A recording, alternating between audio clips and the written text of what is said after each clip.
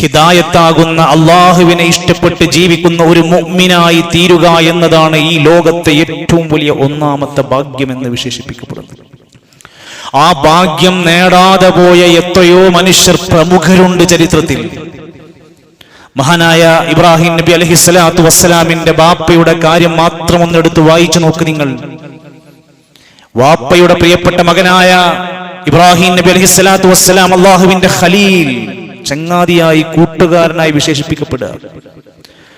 എന്തു പറഞ്ഞാലും ഏറ്റെടുക്കുന്ന ആ ബാപ്പാന്റെ കാര്യം പറഞ്ഞിട്ട് അല്ലാഹുവിന്റെ ഖുർആൻ പറഞ്ഞു, ഇബ്രാഹിം നബി അലൈഹിസ്സലാമിന് വാപ്പാക്ക് വേണ്ടി ഇസ്തിഗ്ഫാർ നടത്താൻ പറ്റൂല.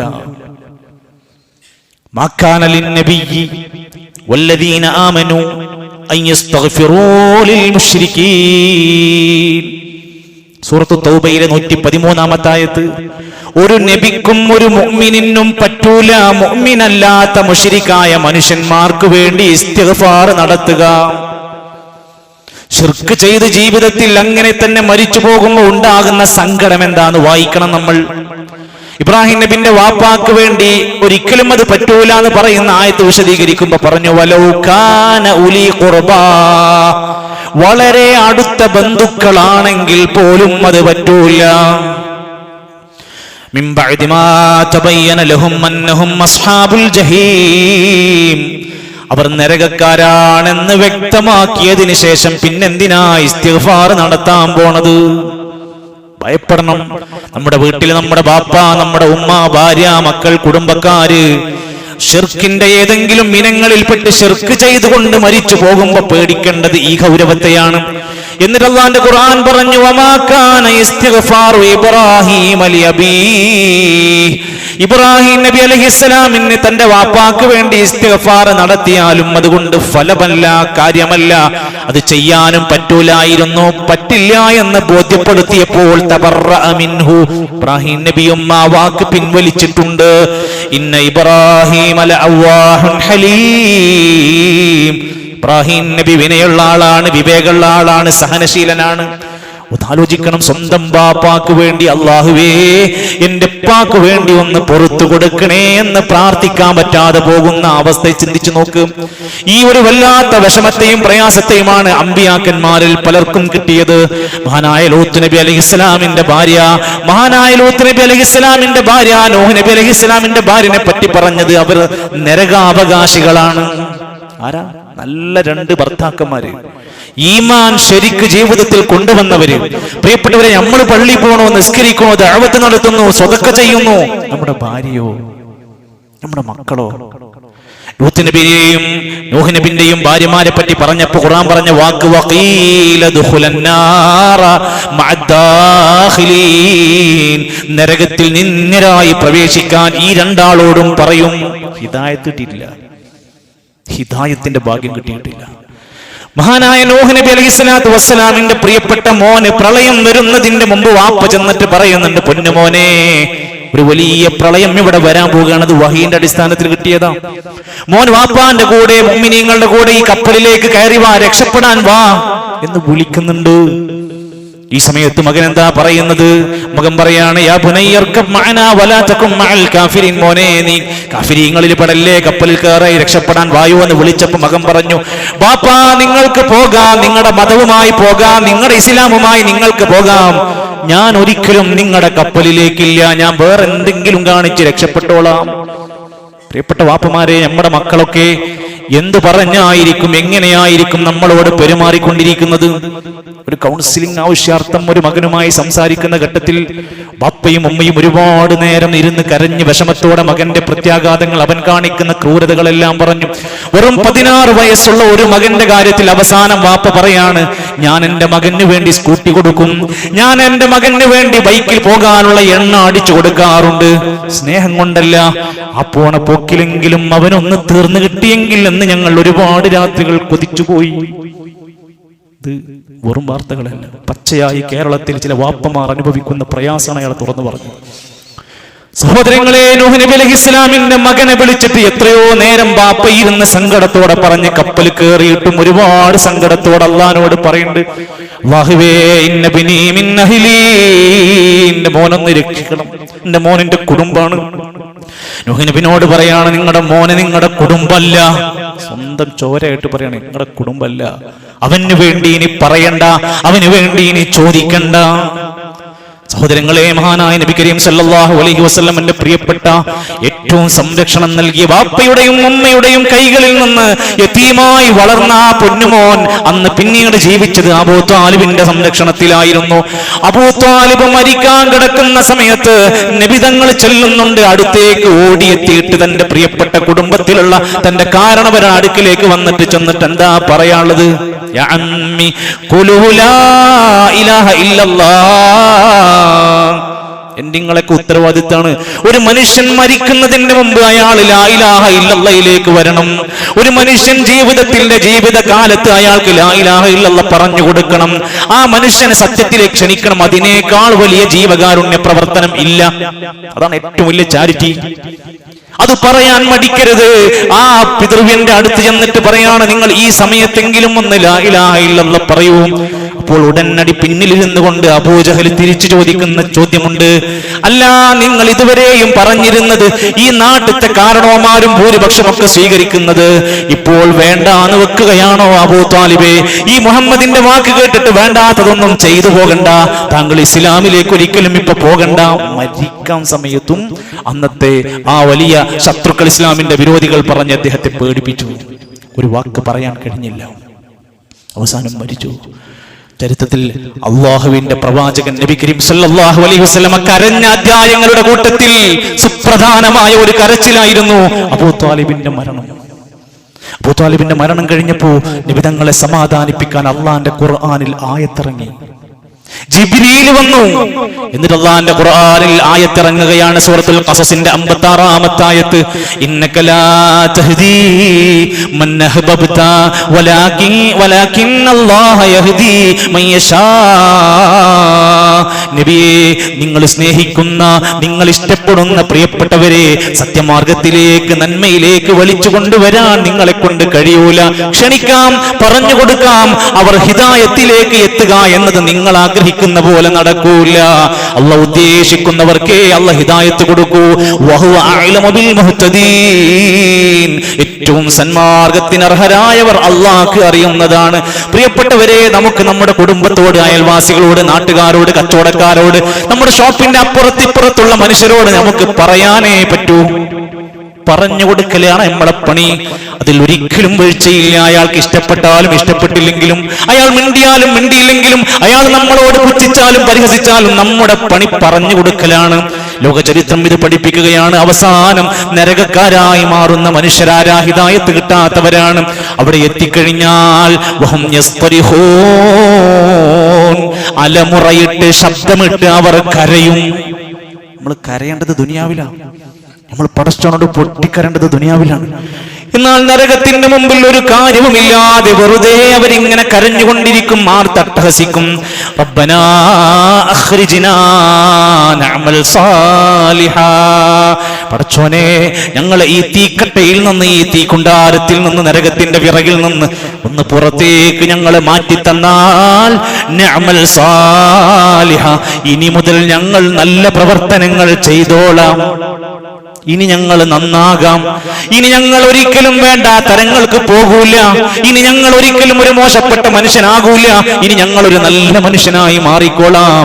നഅമൽ സാലിഹൻ, ഞങ്ങൾ നല്ലോരായി ജീവിക്കാം. ഗൈറല്ലദീ കുന്നാ നഅമൽ, ഞങ്ങൾ ചെയ്യാതെ വിട്ടുപോയ എല്ലാ നല്ല കാര്യങ്ങളും ഇനി മുതൽ ചെയ്യാം. എപ്പോഴാ? തീ മുൻപിൽ കൊണ്ടുവന്ന് നരകത്തിന്റെ മുമ്പിലേക്ക് വലിച്ച് എറിയാൻ നിൽക്കുമ്പോ അലമുറയിട്ട് കരഞ്ഞിട്ട് പറയാം. അപ്പള്ള തിരിച്ചു ചോദിക്കുകയാണ്, അവലം നുഅമ്മിറുകും മാ യതദക്കറു ഫീഹി മൻ തദക്കർ. നിങ്ങൾക്ക് ഈ നരകത്തെ കുറിച്ച്, തൗഹീദിനെ കുറിച്ച്, സ്വർഗത്തെ കുറിച്ച് നിങ്ങൾക്ക് പറഞ്ഞു തന്നിട്ടില്ലേ? ഉത്ബോധനങ്ങൾ വന്നിട്ടില്ലേ? വജാഅകുമുൻ നദീർ, വലിയ താക്കീതുകാരൻ നിങ്ങൾക്ക് വന്നതല്ലേ? ഫദൂഖൂ ഫമാ ലിൽസാലിമീന മിൻ നസീർ. ഇനി ഇത് അനുഭവിച്ചോളൂ, ഇനി സഹായിക്കാൻ ഒരാളും വരാനില്ല. ഈ രംഗം പേടിക്കണം. നരകത്തിന്റെ മുമ്പിലേക്ക് എത്തിപ്പെട്ട് ഇവിടെ കടന്ന് അലമുറയിട്ട് കരഞ്ഞ് അതിന്റെ ഗർജനമായിരിക്കും അവിടെ ഉണ്ടാവുക. കൂട്ടക്കരച്ചിലുകളായിരിക്കും. തോടുപോലെ കണ്ണീരുകൾ ഒഴുകുന്ന ഒരു ലോകമാണ് നരകം. സുഹൃത്തുക്കളെ, ഈ ചോദ്യമാണ് നമ്മളോട് ചോദിക്കേണ്ടത്. നിങ്ങൾക്ക് ആയുസ് തന്നില്ലേ? അവലം നുഅമ്മിറുക്കും, നിങ്ങൾക്ക് ആയുസ് തന്നിട്ടില്ലേ? ചിന്തിക്കാൻ, പഠിക്കാൻ, വായിക്കാൻ എല്ലാത്തിനും സമയം തന്നില്ലായിരുന്നോ? നിങ്ങൾക്ക് ഉപദേശം വന്നില്ലായിരുന്നോ? ഈ ചോദ്യങ്ങളാണ് നമ്മുടെ മുമ്പിൽ ആലോചിക്കേണ്ടത്. ഈ ദുനിയാവിന് വേണ്ടി പണിയെടുത്ത് ദുനിയാവിൽ ഒന്നും നേടാതെ കഫൻ പുടവയിൽ പൊതിഞ്ഞ 6 അടി മണ്ണിലേക്ക് പള്ളിക്കാട്ടിലേക്ക് കൊണ്ടുപോയി നാളെ പരലോകത്തേക്ക് മനുഷ്യരെ കൊണ്ടുപോകുന്ന രംഗമുണ്ടല്ലോ. പരലോകത്ത് മനുഷ്യർ ഉയർത്തെഴുന്നേൽപ്പിക്കുന്ന ഒരു നാള് വരാനുണ്ടല്ലോ. വിശ്വാസികളെ, നമ്മളോട് അല്ലാഹു പറയുന്നത് ആ പരലോകത്തിന് വേണ്ടി ഈ ദുനിയാവ് ക്രമീകരിക്കാനാണ്. നമ്മൾ ഇതിനു വേണ്ടി വന്നവരല്ല. നമ്മൾ വീടുണ്ടാക്കാൻ വന്നതല്ല, കല്യാണം കഴിക്കാൻ വന്നവരല്ല, പൈസ ഉണ്ടാക്കാൻ വന്നവരല്ല. യാ അയ്യുഹല്ലദീന ആമനൂ, സത്യവിശ്വാസികളെ, മാലക്കും ഇദാ ഖീല ലക്കും ഇൻഫിറൂ ഫീ സബീലില്ലാഹ്, അല്ലാഹുവിന്റെ മാർഗത്തിലേക്ക് ഇറങ്ങി പുറപ്പെട്ടോളൂ എന്ന് നിങ്ങളോട് പറയപ്പെട്ടാൽ, ഇസ്സാഖൽതും മിനൽ അർളി, നിങ്ങൾ ഭൂമിയിലേക്ക് കനപ്പെട്ടു പോകുകയാണോ? പിന്നെയും ഇരിക്കുന്നത് നീക്കാൻ കഴിയുന്നില്ലേ? ഉറക്കപ്പായെന്ന് ഉറങ്ങാൻ കഴിയണില്ലേ? നിന്റെ പൊട്ടിക്കാത്ത പെട്ടിന്റെ പണപ്പെട്ടി അത് തുറക്കാനായിട്ടില്ലേ? നിന്റെ ജീവിതത്തിലെ വിലപ്പെട്ടതെന്ന് വിചാരിക്കുന്ന നിന്റെ വീട്ടിൽ നിന്ന് നിനക്ക് ഇറങ്ങാനായിട്ടില്ലേ? നീ ഇപ്പോഴും അതിൽ ഉറച്ചു ഇരിക്കുകയാണോ? അല്ലാഹു ചോദിക്കുകയാണ്, അറളീതും ബിൽ ഹയാത്തി ദുനിയാ മിനൽ ആഖിറ, ആ പരലോകത്തേക്കാൾ ഈ കാണുന്ന നൈമിഷികമായ ദുനിയാവിൽ നീ തൃപ്തിപ്പെട്ട് ജീവിക്കുകയാണോ? ഇത് മതി, ഇതന്നെ ഇഷ്ടം പോലെ എന്ന് വിചാരിച്ചിരിക്കുകയാണോ നീ? അല്ലാഹുവിന്റെ ഖുർആൻ പറയാണ്, ഫമാ മതാഉൽ ഹയാത്തിദ് ദുനിയാ ഫിൽ ആഖിറതി ഇല്ലാ ഖലീൽ. ഈ ദുനിയാവ് പരലോകത്തിനെ വെച്ച് കൂട്ടിവെച്ചാൽ വളരെ ചെറിയ ഒരു ലോകം മാത്രമാണ്. അല്ലാഹുവിന്റെ ഖുർആൻ സൂറത്തുൽ തൗബ 38-ാമത്തെ ആയത്ത്. സുഹൃത്തുക്കളെ, ഇവിടെ എന്ത് നേടിയിട്ടും കാര്യമില്ല. ഇവിടെ എത്ര നാൾ സ്ഥാനമാനങ്ങൾ ഉണ്ടാക്കാം, പണമുണ്ടാക്കാം, കുറച്ച് പൈസ ഉണ്ടിച്ചെങ്കിൽ അധികാരം കിട്ടും, കുറച്ച് ജനപിന്തുണ ഉണ്ടിച്ചെങ്കിൽ വലിയ വലിയ നേതാവാകാം. ഈ നാട്ടിൽ എന്തുമാകാനുള്ള അവസരങ്ങളൊക്കെ ഉണ്ട്. പക്ഷേ പരലോകത്ത് അപമാനിക്കപ്പെടുന്നത് പേടിക്കണം. ഇവിടെ സ്റ്റാറാകാം, ഇവിടെ നമുക്ക് ഇൻഫ്ലുവൻസർ ആവാം, ഇവിടെ നമുക്ക് വലിയ വലിയ ഹൈപ്പുള്ള മനുഷ്യന്മാരൊക്കെ ആകാം. അള്ളാന്റെ കോടതിയിൽ അപമാനിക്കപ്പെടുന്നവനാണെങ്കിലും മുഴുവൻ മനുഷ്യരെയും നിരപ്പായ ഒരു സ്ഥലത്ത് കൊണ്ടുവന്ന് വെച്ചിട്ട് നമ്മുടെ സകല രഹസ്യങ്ങളും പുറത്തു പറയുന്ന ഒരു നാള് വന്നാൽ പിന്നെന്താണ് ഈ ദുനിയാവിലെ സ്റ്റാറ്റസ്? ആ പേടിയായിരുന്നു ഖലീലുല്ലാഹി ഇബ്രാഹിം നബി അലൈഹിസ്സലാമിന്റെ പ്രാർത്ഥനയിൽ വന്നത്. ഇബ്രാഹിം നബി പ്രാർത്ഥിക്കാണ്, റബ്ബി ഹബ്ലി ഹുക്മൻ വഅൽഹിഖ്നി ബിസ്സാലിഹീൻ, റബ്ബേ എനിക്ക് നല്ല വിജ്ഞാനം തരണേ. നന്നായി പ്രാർത്ഥിക്കണം. അറിവുള്ളവരാകണം, ബോധമുള്ളവരാകണം, വിജ്ഞാനമുള്ളവനാകണം. നല്ല വിജ്ഞാനം, ഹിക്മത്ത് എനിക്ക് തരണേ റബ്ബേ. വഅൽഹിഖ്നി ബിസ്സാലിഹീൻ, സാലിഹീങ്ങളുടെ വലിയ ദർജയിൽ എന്നെ ചേർക്കണം പടച്ചോനെ. വജ്അൽ ലീ ലിസാന സിദ്ഖിൻ ഫിൽ ആഖിരീൻ, എന്റെ കാലശേഷം വരുന്ന ആളുകളിൽ എന്റെ സൽപേര് നിലനിർത്തണേ. ഞാൻ മരിച്ചാലും എന്റെ നന്മകളും എന്റെ സൽപേരുകളും എന്റെ സൽഗുണങ്ങളും എനിക്ക് ഗുണകരമായി ഭവിക്കണേ എന്ന് വരെ പ്രാർത്ഥിച്ചിട്ടുള്ള ഇബ്രാഹിം നബി പറഞ്ഞു, വജഅൽനീ മിൻ വറഫതി ജന്നത്തിൻ നഈം, എനിക്ക് അനന്തരാവകാശ സ്വത്തായിക്കൊണ്ട് ജന്നാത്തുൻ നഈം നൽകണേ റബ്ബേ. പിന്നെ പറയാണ്, വലാ തുഖ്സിനി യൗമ യുബ്അസൂൻ, നാളെ ഉയർത്തെഴുന്നേൽപ്പ് നാളിൽ ആദിമ മനുഷ്യൻ മുതൽ അവസാനത്തെ മനുഷ്യൻ വരെ ഉയർത്തെഴുന്നേൽപ്പിക്കുന്ന പരലോക കോടതിയിൽ എന്റെ ബാപ്പാന്റെ പേരിലോ എന്റെ പ്രവർത്തനങ്ങളുടെ പേരിലോ എന്നെ അപമാനിക്കരുത് പടച്ചോനെ, എന്നെ നിന്ദരാക്കരുത് പടച്ചോനെ. ആ കോടതിയിൽ, പരലോകത്ത് മുമ്പിൽ, ആ തിരുമുറ്റത്ത് നമ്മൾ ഇളിഭ്യരായി വഷളായി നമ്മുടെ എല്ലാം പിച്ചി ചീന്തപ്പെടുന്ന ഘട്ടം പേടിക്കാണ്. വലാ തുഹ്സിനി യൗമ യുബ്അസൂൻ യൗമ ലാ യൻഫഉ മാലും വലാ ബനൂൻ ഇല്ലാ മൻ അത്തല്ലാഹ ബിഖൽബിൻ സലീം. മക്കളോ പണമോ ഉപകാരത്തിലാവാത്ത ഒരു ദിവസത്തിൽ പടച്ച റബ്ബേ എന്നെ നിന്ദിക്കരുത്. പിന്നെയും പറയാണ്, അവിടുന്ന് ദാവ ഉസ്ലിഫത്തിൽ ജന്നത്തുൽ മുത്തഖീൻ, എന്നിട്ട് പരലോകത്ത് സ്വർഗ്ഗത്തിന്റെ ആളുകൾക്ക്, മുത്തഖീങ്ങൾക്ക് തുറന്നിട്ട് കൊടുക്കും. വബുരിസത്തിൽ ജഹീമുൽ ഗാവീൻ, പാപികളായ ദോഷികളായ മനുഷ്യർക്ക് നരകം തുറന്നിട്ട് കൊടുക്കും. പടച്ചോനെ, എന്നതിലേക്ക് കൊണ്ടുപോകരുതേ. ഒരു പ്രവാചകൻ ഇത്രയേറെ സങ്കടപ്പെട്ട് ഇതിനു വേണ്ടി പ്രാർത്ഥിച്ചുകൊണ്ടിരിക്കുന്നുണ്ടെങ്കിൽ നമ്മളൊക്കെ ഏത് സ്ഥാനത്താണ് ഇവിടെ നിലനിൽക്കുന്നത് എന്ന് ആലോചിച്ച് നോക്കൂ സുഹൃത്തുക്കളെ. പരലോകം എന്ന് പറയുന്നത് മരിച്ചു മുഴുവൻ മനുഷ്യരുടെയും എല്ലാം തീരുമാനമാക്കി ഒരൊറ്റ ഘോരമായ ശബ്ദം മാത്രം മതി, മുഴുവൻ മനുഷ്യർ പുറത്തു വരും. ഒരു ശബ്ദം ഉണ്ടാക്കുകയാണ് ചെയ്യുക. ഇൻ കാനത് ഇല്ലാ സൈഹതൻ വാഹിദ ഫഇദാ ഹും ജമീഉൻ ലദൈനാ മുഹ്ളറൂൻ. എല്ലാവരും ആ ഒറ്റ ശബ്ദത്തിൽ പുറത്തേക്ക് ഹാജരാക്കി കൊണ്ടുവരപ്പെടും. അന്നേ ദിവസം നമുക്ക് പരസ്പരം മിണ്ടി പറഞ്ഞിരിക്കാൻ പറ്റൂല. അന്നേ ദിവസം നമുക്ക് ന്യായീകരണങ്ങൾ പറയാൻ കഴിയൂല. എന്തെങ്കിലുമൊക്കെ പറഞ്ഞൊപ്പിക്കാൻ കഴിയൂല. അൽയൗമ നഖ്തിമു അലാ അഫ്വാഹിഹിം, വായകൾ മുദ്രവെക്കും, വായ പൊട്ടിവെക്കും.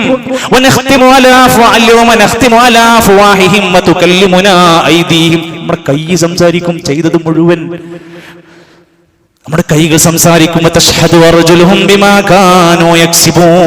നിങ്ങൾ സമ്പാദിച്ചതും ചെയ്തു കൂട്ടിയതും ഒക്കെ നിങ്ങളുടെ കാലുകൾ സാക്ഷി പറയുന്ന ദിവസമാണ്. എല്ലാം പുറത്തു വരും. പാപഭാരങ്ങൾ നമ്മൾ ചെയ്തതൊന്നും വേറൊരാൾ ഏറ്റെടുക്കൂല. ദുനിയാവിൽ നമ്മളെ സഹായിക്കാൻ കുറെ ആൾക്കാരുണ്ട്. നമ്മളൊന്ന് ജയിലിൽ പോയാൽ പുറത്തിറക്കി തരാൻ നമുക്ക് ബന്ധുക്കളുണ്ട്. നമ്മൾ ചെയ്ത ന്യായീകരണങ്ങൾ, നമ്മൾ ചെയ്യുന്ന കുറ്റങ്ങൾക്കൊക്കെ എന്തെങ്കിലും പരിഹാരം ഉണ്ടാക്കാൻ ശ്രമിക്കുന്ന കുറെ സുഹൃത്തുക്കളുണ്ട്. എന്നാ പരലോക കോടതിയിൽ ഒരാളും വന്ന് മറ്റൊരാളുടെ പാപഭാരം ഏറ്റെടുക്കാൻ വരൂല. അത് ഞാൻ നോക്കിക്കോളാം പറയില്ല. അത് എനിക്ക് തന്നേക്ക് ഞാൻ പറയില്ല, ഒരാളും പറയില്ല. അല്ലാഹുവിന്റെ ഖുർആൻ ഓർമ്മപ്പെടുത്ത സൂറത്ത് ഫാത്തിറിന്റെ 18-ാമത്തെ ആയത്ത്, വലാ തസിറു വാസിറത്തും വിസ്റ ഉഖ്റാ, ഒരാളും മറ്റൊരാളുടെ പാപഭാരം ഏറ്റെടുക്കാൻ പോണില്ല. വഇൻ തദ്ഉ മുസ്തലതൻ ഇലാ ഹിംലിഹാ ലാ യുഹ്മൽ മിൻഹു ശൈഉൻ വലൗ കാന ദാ ഖുർബാ, അടുത്ത ബന്ധുവാണെങ്കിൽ പോലും മറ്റൊരാളുടെ ഭാരം, കുറച്ച് ഭാരം കുറവുള്ളവനാണെങ്കിൽ പോലും എനിക്ക് തന്നേക്കെന്ന് പറയൂല. എല്ലാവരും അവനവന്റെ കാര്യത്തിൽ പേടിച്ചും ബേജാറായിട്ട് നിൽക്കുക. ഒരു ഭാര്യയും നമുക്ക് കൂട്ടിന് വരൂല, ബാപ്പ വരില്ല, ഉമ്മ വരില്ല. പ്രിയപ്പെട്ട നമ്മളേറെ വിയർപ്പൊഴുക്കി കിനാവ് കണ്ട് സ്വപ്നങ്ങൾ ചെയ്ത നമ്മുടെ മക്കൾ നാളെ പരലോകത്ത് നിന്റെ ബാപ്പാൻ്റെത് എനിക്ക് തന്നേക്കെന്ന് പറയാൻ വരൂല. ഇത് ഓർമ്മപ്പെടുത്താത്തവരാണോ നമ്മൾ? ഇത് കേൾക്കാത്തവരാണോ നമ്മൾ? നമ്മുടെ തെറ്റുകുറ്റങ്ങൾ നമ്മളോട് ചോദിച്ച് ഉറപ്പുവരുത്തേണ്ട ആവശ്യമില്ല. ഈ അങ്ങനെ ചെയ്തിട്ടുണ്ടോ? ഈ എന്നെയാണോ അങ്ങനെ ചെയ്തത്? ഒരു തെളിവിന്റെ നിരത്തി സാക്ഷികളൊന്നും കൊണ്ടുവരേണ്ട ആവശ്യമില്ല.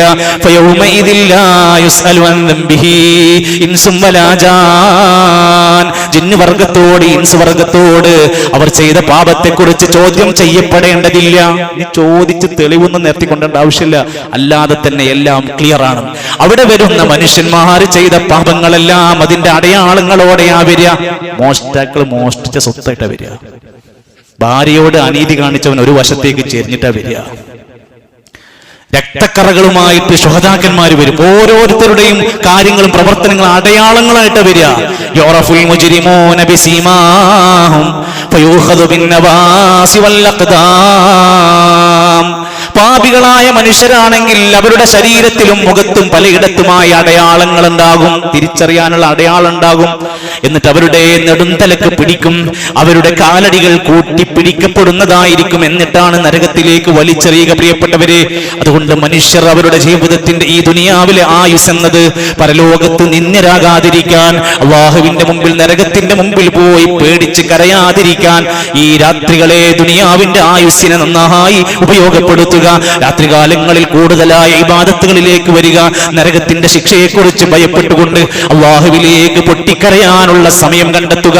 എന്നോട് ചോദിച്ചോളൂ, ഞാനിതാ പുറത്തു തരാമെന്ന് പറയുന്ന രാത്രിയുടെ അന്ത്യയാമങ്ങളെ ശരിയായി ഉപയോഗപ്പെടുത്തുക.